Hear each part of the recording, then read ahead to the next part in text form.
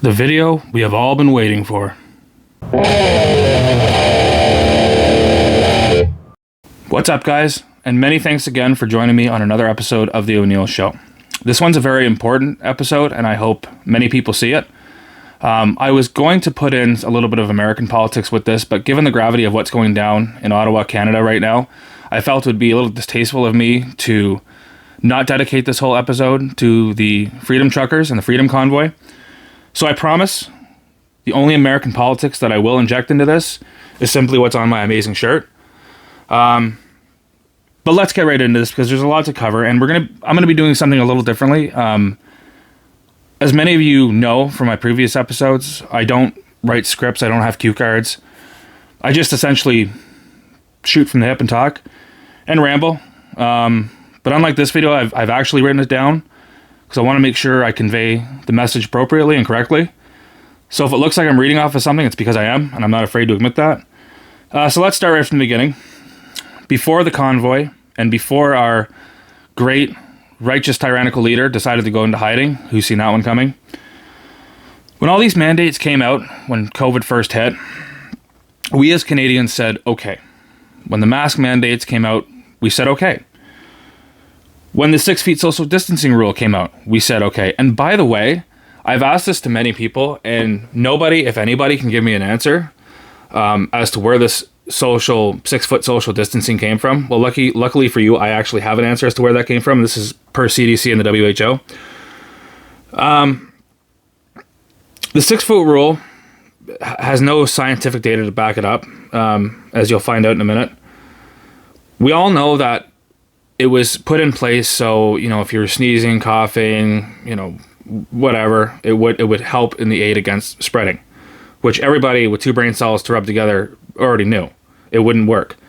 So first, researchers wanted to make it a 20-foot distancing rule. That would make more sense in terms of being medically safe, but that was unachievable. They realized that for small businesses and retail outlets, 20 feet was simply unachievable for obvious reasons. Most retail outlets simply can't maintain a 20-foot rule. Places like Walmart or Costco, or any small business, really. I mean, you have aisleways, you have lineups. So to have people 20 feet apart, I mean, theoretically, let's say it was a Shoppers Drug Mart, and you had to have people 20 feet apart, you could realistically probably have, 6 or 7 people within that business at one time? I mean, it would make their business a nightmare. So they went with the 6-foot rule, or as what I call virtue signaling in its highest form. And Canadians still said okay. We still said okay.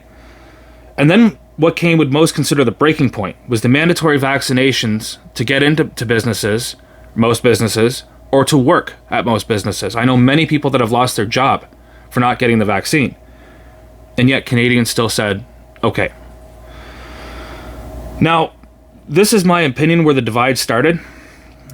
Because from day one, we were sold on the idea that if you were vaccinated with the double dose, then COVID would stop and end with you if you were vaxxed. Now, people out there that are laughing at me saying, oh, that's not true, well, then you have not been paying attention because it's been all over the place. When this first hit, we were told that if you were double vaxxed, right, keyword right there, double vaxxed, the virus would stop and end with, or stop and not be able to be transmitted to anybody else. CDC and the WHO said that a fully vaxxed person can no longer contract and or spread the virus, and we quickly realized that was a lie. We learned that not only could you still get it, you could also spread it, like I just said, just as easily. Many people may argue that it reduced the severity in people who are vulnerable, to which is fine, However, you still stood a better chance with natural immunity by having caught the virus already. So people who are young and have no pre-existing conditions had a 97 to a 99.97 survival rate. And that's the other thing. If you even hinted when this first came out at natural immunity or anything like that, you were deplatformed, you were banned, blocked, removed, whatever the case may be. But people were, there were people out there that are still scared and wanted to get vaxxed. All of which I'm okay with. I don't have a problem if you want the vaccine. I'm not against it. It's freedom of choice to what you want to do. My issue is when you start forcing it onto other people, right? If you find someone who's not vaxxed. If you don't believe me, find someone who's not vaxxed. You'll quickly realize they're not scared to go in anywhere without a mask. They're not scared to not social distance. And most importantly, they don't give a shit whether you're vaxxed or not, or wearing a mask or not. They don't care. But Canadians still said yeah. And then when the mandates came in, a lot of people started pointing out these mandates went against our Charter of Freedom and Rights in more ways than one, to which they did. These mandates that forced people to lose their job if they chose not to get the experimental vaccine. I know many people in that position. And the government had no problem throwing millions out in the form of CERB payments, but when they mandated the vaccines, in the majority of businesses in order to work, you were not even allowed to collect unemployment insurance. Unemployment insurance that these people have paid into themselves. Again, I know many people. And like I said before, we as Canadians kept saying okay. And then this is where it gets interesting. Then Omicron came out, essentially undermining all of the so-called reasons these mandates were initially created for. Far more transmissible and less lethal by a huge factor compared to that of Delta. This version was essentially the strain that would give most healthy people natural immunity. That is now, the WHO and CDC actually recently came out and said, now has been proven to be more effective than the vax that is seeming to need a booster every 6 months. Do you remember that, by the way? First it was 2 shots. Then it was a 3rd booster. Now we're on a 4th booster. I mean, what do they expect to pump yourself full of a booster every 6 months? That's crazy. But however, instead of actually following the science, our brave and non-tyrannical leaders simply doubled down on the madness they put forth. It almost seems really like they were afraid to admit they got it wrong, with repeated lockdowns and rules that seemingly changed day by day, hour by hour, minute by minute. Instead, we found out almost instantly that this was about power of control and dividing the people, which it is. Let's not forget too, and this is where I'm going to get into more of the control and the power aspect of it, because I know there's people out there that are probably laughing at me for saying that. But let's not forget that Trudeau wasted over $650 million to call a federal election in the middle of this pandemic. In the middle of it. And I know people that still voted Liberal. Makes no... I don't... It's like banging your head against the wall. It's ridiculous. And the only thing he got out of that was what he went in there with, a minority government. And that's what he came out with. And then Trudeau became more brazen with his mandates, even as people began to realize the hypocrisy of it all. Mandating our kids be kept in masks all day, wanting to force even more people to get the jab, lowering the age at which people can get the jab, and at one point even hinted, okay, and here's the control part, and at one point even hinted at having to be fully vaxxed in order to vote. Now, if that doesn't go against the Charter of Freedom and Rights, I don't know what does. And let's not forget, this analogy was actually first said by Dan Bongino, who runs a great show, the Dan Bongino Show. And he also has a show on Fox at 9, Unfiltered. Again, very good. But he said this: if masks work, then why aren't they working? If vaccines work, why aren't they working? If social distancing works, why isn't it working? And if lockdowns work, then why aren't they working? Anyways, all of this continued further and further. It finally reached the truckers and their ability to work and cross the border. And that's when everything changed. And change did it do. That's when we witnessed the birth of the Freedom Convoy. Now, at first, I'll be honest with you, I was very skeptical. In my experience with rallies and protests concerning the political right, they never seem to hold ground for too long or gain traction. Now, obviously, not everybody in this convoy is politically on the right. I understand that. This convoy is a very diverse group of people. But it's labeled as right-leaning simply due to the fact that whenever the media or anyone talks about freedom, they automatically label it as a right-leaning due to the fact that the political left is so entrenched with the Liberal government. Freedom is not only something they despise, but actively fight against. And they believe they're on the right side of history. But once I started to see this, once I started to see left-wing media start to cover this, downplaying the numbers, of course, as good liberal media always does, I knew this was going to be something we had never seen in a while. And instead of Trudeau supporting this rally, like all the other protests we have had in the past years, and letting Canadians' voices be heard, just like the BLM rallies that turned violent and wildly out of control, and we were told to deal with it, we get this. I have attended protests and rallies in the past when I agreed with the goals, when I supported the people expressing their concerns and their issues. Black Lives Matter is an excellent example of that. But I have also chosen to not go anywhere near protests that have expressed hateful rhetoric, violence towards fellow citizens. Okay, so right there, that shows you what kind of a leader this guy is. He openly stated he supports BLM, and let's be real, a group that burned down major cities all across the U.S. and caused major damage in Canada when they happened, and then turns around and says to these truckers and fellow Canadians that they have been expressing hate and violence towards other Canadians. Last time I checked, it was BLM expressing hate and violence towards other people. Let's not forget. The situation here in Santa Monica, California is very fluid. You can see police here now firing tear gas into the crowd. They are trying to push these folks back. Earlier today, just a few blocks away, there was looting underway nearby. Police seem to have had enough. The nation erupted into scenes of chaos, violence, and widespread destruction into the early morning hours. Dozens of American cities up in flames after some protests turned into riots, often followed by looting as a nation simmering with unrest unraveled. How long can you be peaceful when your people are dying? In Los Angeles, hours before a curfew was ordered, the city became a war zone. After attempting to breach television studios, large groups torched police cruisers as officers fired back with rubber bullets. Before nightfall, the looting began. Department stores, jewelers, and high-end apparel shops trashed by unruly mobs. The mayor calling on the governor to dispatch the National Guard for the first time since the Rodney King riots in 1992. Strikingly similar scenes and issues of injustice, 28 years apart.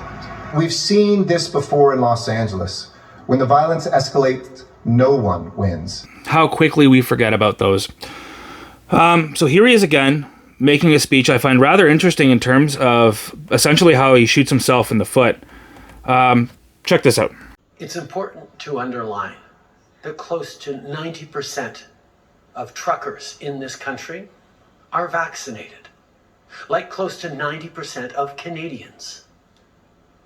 Over the past many months and years now, Canadians have stepped up to protect each other, to protect our frontline workers, to protect our elders, to protect our young people, to protect people like truckers who are putting food on our grocery store shelves. Canadians have stepped up to do the right thing, to protect the freedoms and the rights of Canadians to get back to the things we love to do. We know the way through this pandemic is by getting everyone vaccinated. And the overwhelming majority, close to 90% of Canadians, have done exactly that. The small fringe minority of people who are on their way to Ottawa or who are holding unacceptable views that they're expressing do not represent the views of Canadians who have been there for each other, who know that following the science and stepping up to protect each other is the best way to continue to ensure our freedoms, our rights, our values as a country. The fringe minority. There it is. Actually, a term that he made very popular. So he says we're a fringe minority, but he's also the same guy who holds a minority government, yet claims to represent all Canadians unless you are a Canadian with an unacceptable view, or in other words, views not shared by the Liberal minority government. So here's what I meant when I said he shoots himself in the foot. He claims that almost 90% of Canadians and 90% of truckers are vaxxed. If this is true, then why is Omicron still spreading like wildfire? Why are cases on the rise, as per the liberal media, because they're the ones peddling this? And why are we still under heavy mandates? If it's working, why isn't it working? He also mentioned the rights of freedoms of Canadians, yet doesn't support the rights and freedoms of Canadians by condemning what he believes to be unacceptable views. I mean, that's, I don't know about you, but that's pretty hypocritical. I mean, that is the definition of hypocrite. When, you know, this government keeps practicing the definition of insanity, repeating the same practices over and over, hoping for different results. Many of you heard me say this before. The definition of insanity is quite literally doing the same thing over and over, expecting different results. Now, obviously, I didn't coin that phrase. It's been around for a long, long time, but that's exactly what this government's doing. Anyways, so then the truckers finally arrived in Ottawa, and boy, was I blown away. And only in Canada could honking your horns be declared an act of terrorism. So finally, I give you the great honking.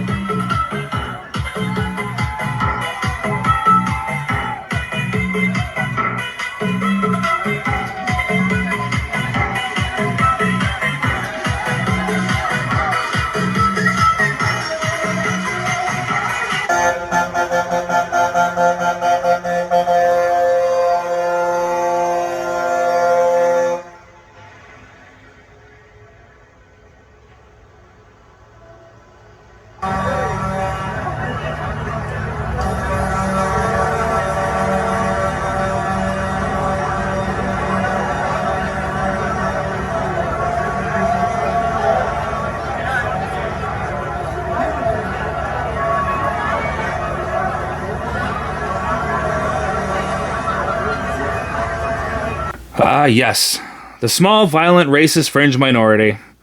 Now, I gotta say, some of the people dancing in that video is quite comical and looks like they're having a very good time. Doesn't look at all violent or racist to me.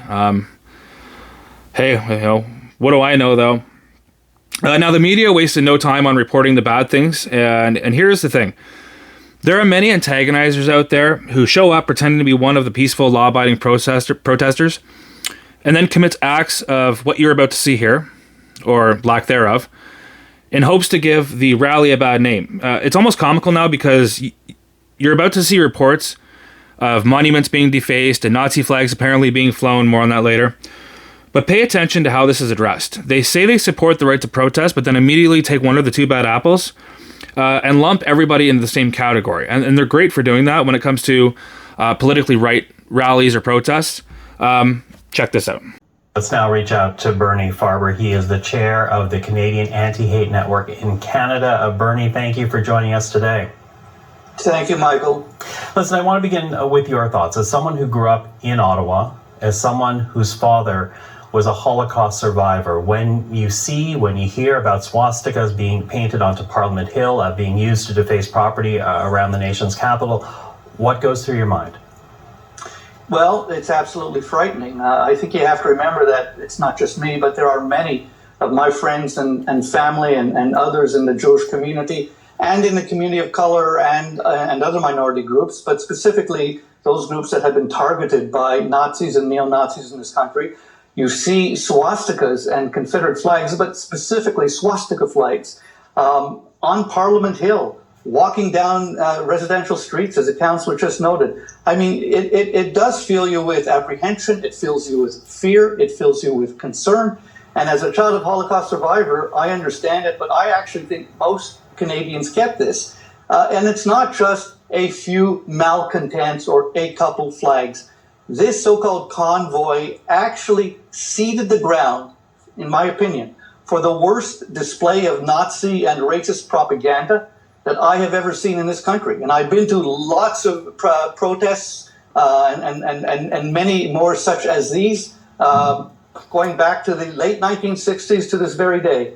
And honestly, I have never, ever seen anything like this. You say seeded the ground, but as I said to Councillor McKenney, there are people who support this protest because it began as a demonstration against cross-border vaccine mandates, and now have people joining because they are not extremists, but they don't want the government to dictate what they should or should not do. What do you say to those people who don't see themselves as doing any kind of harm, but who have stepped forward to show their support? I think that they have to understand that they are marching in the shoes of neo-Nazis. They are giving support and succor to racists and bigots and bullies. I understand that people can have different views on health concerns and on vaccinations. I don't agree with them, not at all. But they have the democratic right to come and do that. Unfortunately, the extremists have either taken over the agenda or actually helped develop the agenda. We don't really know yet, but we do know what we've seen with our own eyes. And we do know that we have seen a statue of Terry Fox basically defaced. We've seen people urinate on the war memorial. I mean, the list goes on and on. What have they accomplished? They've accomplished nothing more than angering Canadians, the vast majority of whom are supportive of national vaccine mandates. And so, yes, let them come and protest the actual health issues, but they have to understand that by doing so, they have actually walked in the shoes of bullies, racists, bigots, and Nazis. Well, I want to add some numbers to what you just said, because more than 82% of Canadians ages 5 and up are fully vaccinated now. 90% of truckers, we are told, are also fully vaccinated. So the vast majority have already had those vaccines, as you say. But I also wonder about the political engagement here. Are politicians addressing your concerns right now? Are they contributing to the problem right now? Well, I've heard comments from Ontario Liberal leader Steve Del Duca. I've heard Minister El Gabra. I do want to hear more strongly from the Prime Minister. I am very disappointed that the leader of the opposition, Erin O'Toole, has deemed it appropriate to actually meet with these people and have a discussion with them. That as well gives support to the extremists in that crowd. So I think that my late father was himself, as you noted, a Holocaust survivor, the sole Jewish survivor of his small town in Poland. He used to say to me that if you want to get something done, you have to open a mouth. And I'm suggesting that ordinary Canadians, but most importantly, political leaders, they have to open a mouth. This is a time to say enough is enough. We're not going to have the streets of Ottawa festooned with swastikas. We're not going to have these malcontents urinating on the war memorial. We're not going to have them destroy our figures, our heroes like Terry Fox. It's absolutely unconscionable. Bernie Farber, I want to thank you for your time today. Thank you. Thank you, Michael. And Bernie Farber is the chair of the Canadian Anti-Hate. So there you have it. He mentions hate crime, but like I said, I'm pretty sure in the last video there was an Asian woman dancing with protesters. I've seen many people of color who are also protesting this, but call me crazy. I mean, I don't care about race. To me, it's not a big deal, but that's what the left loves to cling on to. As for this guy's argument, allow me to completely dismantle it. So in this video, not once did they show any of these apparent swastikas that were apparently everywhere, nor did they show anyone committing any of the extreme acts to which he was putting forth. In fact, I did a little digging. The only swastika I could find throughout all of the videos that I've seen was one person holding a flag that had a swastika on it with Trudeau's face in the middle of it, essentially indicating that Trudeau is a dictator, and they're right. As for someone urinating on the tomb of the unknown soldier, no names were given or video evidence put forward, and you can almost bet that if it was one of these right-wing extreme protesters and they were arrested, the name would be all over the place. And further to that, the Terry Fox Memorial was not vandalized. As you'll see in this next video, they actually show it. The Canadian flag was draped on the statue upside down, signaling a country in distress, which also happens to be true. As far as I know, putting a Canadian flag on a Canadian statue, that's not defacing it. And after this report came out, there was a video going around that showed people cleaning up garbage, cleaning the Terry Fox statue, like they removed the flags and whatnot. And I had posted it on Facebook. Within 5 minutes, Facebook had taken it down with no reason or answer given as to why it was taken down.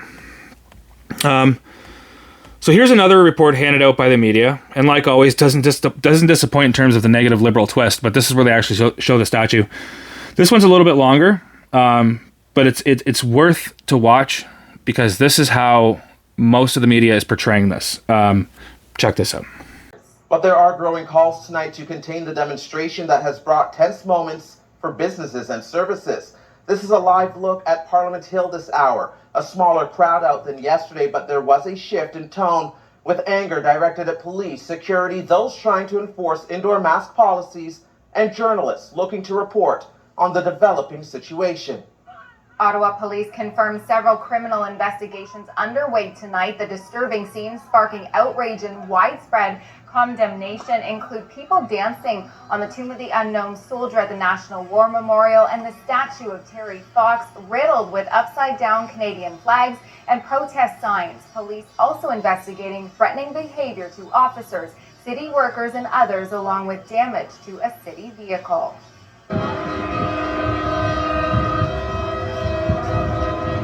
And this is new video of another separate incident at the War Memorial last night before barricades were put up. This video showing someone standing on the cenotaph, placing a sign and a Quebec flag on the monument. TV's Jeremy Sharon joins us with more coverage tonight and a warning some viewers may find images in the report disturbing. Jeremy. Well, Katie, we were told it would be a peaceful protest today, but the mood seems to have shifted. Protesters have been increasingly animated and aggressive. The demonstration has caused major disruptions for people living in the downtown core. Many say they simply can't take it anymore. That is the sound residents in the downtown core have been hearing with little reprieve for 2 days now. This is probably the worst experience I've ever had in terms of how intrusive it's been. Jackie Burke lives in the middle of it all in Centertown. Her daughter has a disability and a sleeping disorder. It was impossible to get her to sleep. And that noise that you're hearing outside right now was still going on at 11:30 at night. The truck convoy has taken over the core. Many streets in Centertown have been gridlocked or closed, idling for hours in residential areas. People are rightfully worried. This has elements of extremism. Somerset Councillor Catherine McKenney is among many officials in the city calling for protesters to be removed and contained. I would like to see all efforts from all levels of government, not just Ottawa Police, but all levels of government to contain what's happening and to contain it in a way that it does not spill into our residential neighborhoods. Police have had a major presence in the core since the protests began Friday. They say plans are underway to start moving people out. We're working with the organizers of each convoy is that they get their convoy ready and that they depart as a convoy, so it's as one. And we are working on a specific route so that we don't have lost vehicles throughout the side roads. So it can be one long convoy that departs. An exit strategy residents say can't come soon enough. There's a certain inconvenience for noise. It's frustrating that the city can get affected mobility-wise. Now, I also asked police about the timeline to start getting the truck convoys out of the downtown. They say there is no definitive timeline right now, but they're asking for patience and say it will be slow moving. Katie? TV's Jeremy Sharon reporting for us tonight. Thank you, Jeremy. Well, there was a visible and audible shift in tone at the protest today. The crowds were slightly smaller but more vocal, as you heard, and those on the ground say the atmosphere was more volatile. Again, some viewers may find these images disturbing. CTV's Colton Prale is here with more. Colton. That's right, Stefan. A number of camera crews today receiving harassment from protesters, and that is really just a microcosm of the growing anger and aggression that's becoming a part of these protests. It comes as there are multiple police investigations, as you just heard, tied to the protest. That, and we're learning more about the motivations of those on the Hill and the people who organized the convoy. Anybody can hear me? I'm not sure we're going to be able to do this hit. We're just being swarmed and yelled at right now. On the second day of protests in the capital, some protesters becoming increasingly aggressive. Trudeau. The party-like atmosphere seen Saturday still present, but vitriol and verbal attacks more common Sunday. You're not going to get a video. Get out of here. We don't want you here. Supporters of the convoy say the reports of harassment, vandalism, and even an alleged assault don't represent the message they're trying to send. It's a discrimination, not only to the people, but also to the veterans, to Terry Fox, what happened there. We don't stand for that. We respect this monument. Still, their message is convoluted. Protesters are asking for a ban on public health measures, and convoy organizers also calling for the resignation of government officials if they fail to do so.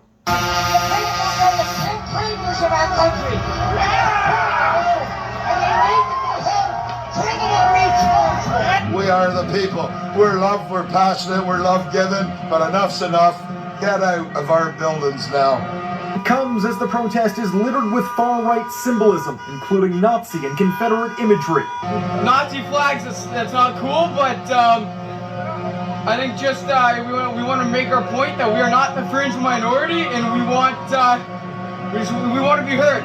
Others excusing the symbolism or defending it. Maybe people aren't carrying Nazi flags because they're actually Nazis. Maybe people are saying that this is a fascist dictatorship. There that was. Never in all my life, to be honest, have I seen a government and its bought and paid for media become so divisive to people who have opposing thoughts and beliefs. And when I mean bought and paid for, I literally mean bought and paid for. A couple of weeks ago, the Liberal government started to fund the mainstream media in Canada, claiming, and this is where it gets interesting, claiming that these new news outlets were not making enough money off of adverts alone. Well, I wonder why. Could it be of the extreme liberal and hypocritical views and opinions and medical facts they put out? Could it be the majority of Canadians finally see through the bullshit? Or could it be because if you control the media, you control the narrative? The correct answer to that, I would believe, would be all of the above. So now let's take a step back. And this is fun. This is where Canadians show their true colors, right? They're evil, racist, tyrannical colors.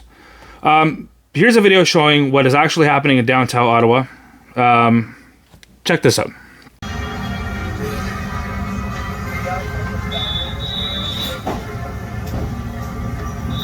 Everybody, thanks for the super chats.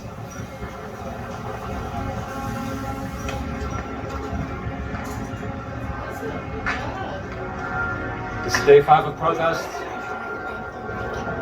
here in downtown Ottawa. You don't get much more Canadian than that. And the winner of this great hockey game gets to walk away with a trash can Stanley Cup, which has been well designed, and a trophy that anybody would love to take home, especially me. I would have loved to win that. That's amazing.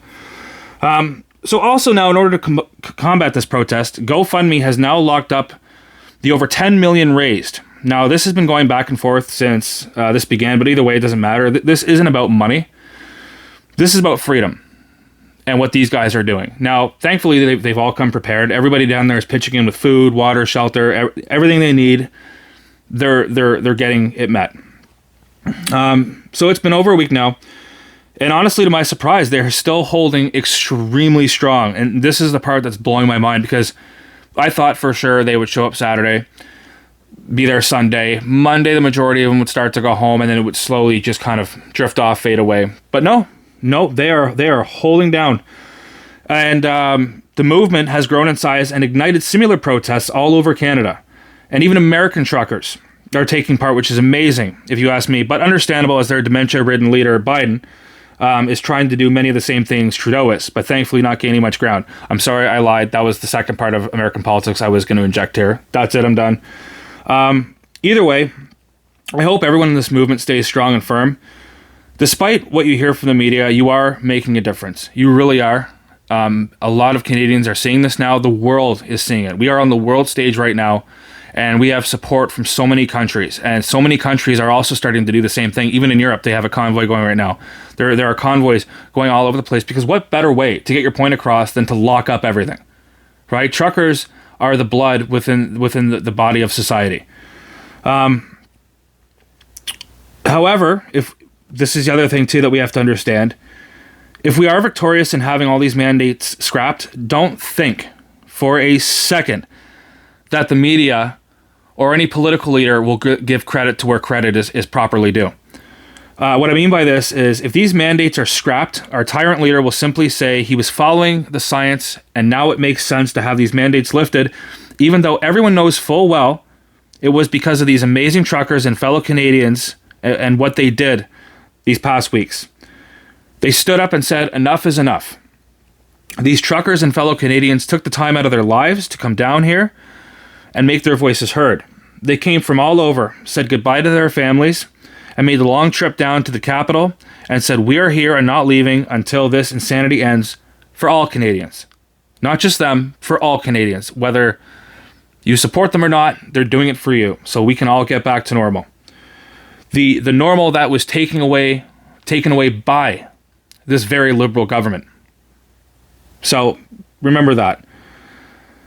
And as many of you know, right before they arrived, Trudeau suddenly had to isolate. Again, who's seen that one coming? But what blows me away about this government is how brazen they are when they do something. They don't care. It's to the point now where they're literally essentially telling you the truth as to what they're doing and the ridiculousness of it. And most people, especially on the left, are just going, meh. Yeah, he's got it. You know, his son, one of his children, tested positive for COVID, which, you know, I hope they're okay. I never wish ill upon anyone, even the Prime Minister. But why not FaceTime? Reach out to these. I mean, this could be a political win for him if he just came out and said, "Okay, you know what? I'm here. I'm going to hear you. I'm going to listen to you, and we'll go back and forth." Right? Even if Trudeau doesn't lift these mandates, which I hope he does, but even if he doesn't, he would still score some political points by going out there and conversing with these people. Now, if I was him, I really wouldn't want to be seen out in public near these people, just because of the madness that he has created upon himself. But he still doesn't do it. I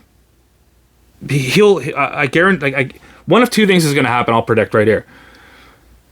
Either he does come out after the truckers have said, "Okay, you know what? We can't do this anymore. We got to go back," which I hope they don't do. Hold the line. Or he'll simply go, "Okay, well, I followed the science. Now I'm going to lift the mandates. All the truckers leave. He goes back to Ottawa. Business as usual." Right? Either way, we still win. But that's the kind of coward that he is. Well, I have this message for you, Trudeau. If you want to keep hiding, guess what? We'll wait. We'll wait patiently, and we'll wait peacefully.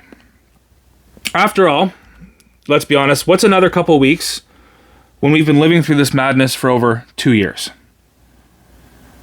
Start listening to Canadians and what they want. Not just one side, not just the other side, not just BLM activists, but also the Freedom Convoy activists and protesters as well. The ones who are down there making sure they're keeping the peace, they're keeping things clean. They even have, I seen one video, they had inflatable playthings for kids to play on. And you have people out there, I kid you not, I seen one video just this morning. It was a girl who lives downtown, and again, she's got no evidence of this whatsoever, right? And when you hear all these reports, you never see any evidence. Never. There's no pictures, there's no nothing. She tries to claim that when she goes out, she wears a mask, her daughter wears a mask, again, which is fine, I don't care, right? Most of the people in this protest do not care if you wear a mask or not. They don't want to be mandated to have to follow the same madness that you're following. And she's sitting there and she's visibly shaken. Like, she is shaking. She goes, the horns are just so traumatizing. I can't sleep. They're threatening my child when I walk down the street. I'm sorry. Find me any video evidence, any, of these legit truckers that are down there and legit protesters of this convoy threatening children. It doesn't happen, and it hasn't happened. So the takeaway from this is, like I said before, hold strong. This has become bigger than I ever thought it would be. Stand your ground, hold the line. We're not breaking any rules. We are allowed to peacefully and lawfully protest, which we are. Right? We're not hurting anybody. People are still getting to where they need to go, except unless you live in the down core of actually Ottawa, that's the whole point. But all the surrounding areas, are fine. And people are going, well, my businesses can't open. Why can't they open? You have so many people down there that I bet you any small businesses that is within that vicinity is making a killing of money because people are going to be shopping there. And there's a lot of people down there right now. So that's the end of this video. And again, just be thankful to what these truckers are doing, okay? If you don't support this, that's fine. But don't go out of your way bashing and regurgitating the same bullshit that this left-wing media is trying to portray of what these people supposedly are when they're not. So that's it. I hope everyone down there stays strong. I hope everyone stays safe and healthy. And until next video, as always, don't forget to like, subscribe, more importantly, share, leave a comment, and we'll catch y'all next time. See you later.